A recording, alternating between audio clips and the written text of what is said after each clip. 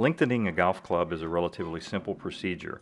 There are details to performing this service that every technician should know to ensure safety and provide the best possible service to customers.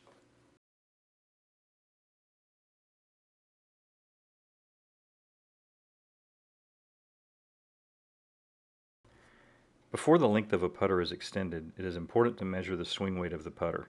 The swing weight number should be used as a reference for the overall clubhead feel of the putter. Make sure the putter is securely clamped in the gripping station. Cut off the old putter grip using a hook blade utility knife. Be sure to stand to the side and away from the direction of the cut. Remove the grip using all the proper safety procedures. Remove all of the old tape using the tape stripper. Be sure to follow all of the proper safety procedures. Identify the proper size extension for the putter shaft to be lengthened. Since the majority of putters are shafted with steel shafts, steel or aluminum extensions should be used for steel shafts. If the putter you're extending has a graphite shaft, plastic or composite extensions should be used. Once the type and size of the extension is determined, abrade the surface of the extension that will be inserted into the shaft. It is also recommended the inside of the shaft be abraded using a wire brush or sandpaper.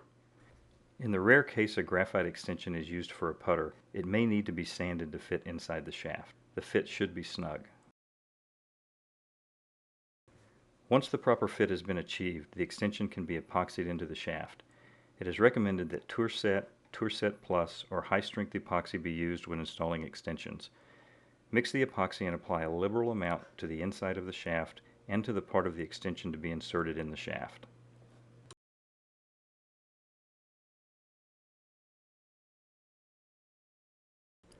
Insert the extension into the shaft, rotating the extension as you insert it. When using a steel or aluminum extension after inserting, hold the shaft in one hand and use a rubber mallet to gently tap the extension into the shaft. Do not hammer extensions into graphite shafts. On graphite, you can gently tap the extension on the floor or a hard surface to secure the extension. Wipe off excess epoxy from the outside of the shaft and extension. Set the club with the head up and the shaft down to cure. This prevents the epoxy from running down inside the shaft. It is recommended that the butt of the shaft be placed on a piece of cardboard on the floor to catch any epoxy runoff. Refer to the label on the epoxy that is used to determine the proper cure time. Once the epoxy has set up, use the 48-inch club ruler to measure and mark the extension at the length the club is to be cut.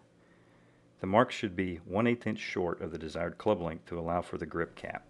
Putters can be extended longer than the 1 inch to 1.5 inch recommended limit on woods and irons. Using the 1x42 inch belt sander with a cutoff wheel, cut the extension at the measured mark using the proper safety procedures.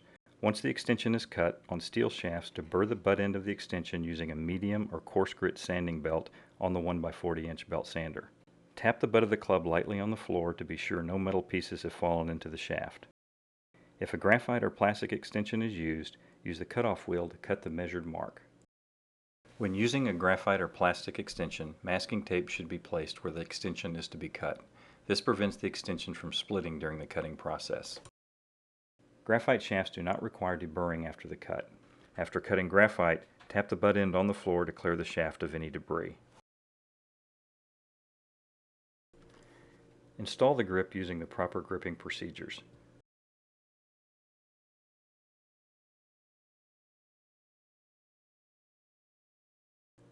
Most putter grips have a flat side that must be installed perpendicular to the shaft face to ensure the club face is square at address.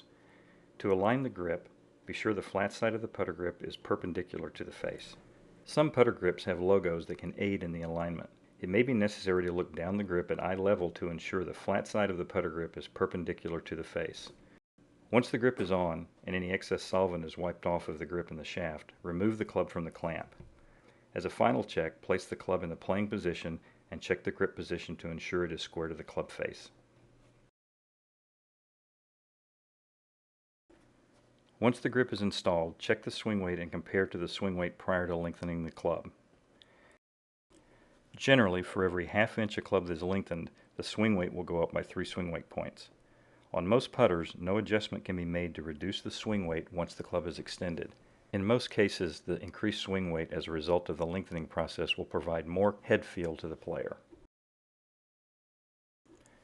It is recommended the putter be allowed to sit from 30 minutes to overnight, depending on the grip type, for it to set up completely. Most grips will set up and be ready to play in about an hour. Complete the repair order ticket and store the putter in the assigned area. If the customer is waiting, use the proper procedures for checkout of the repair and payment for the putter lengthening service.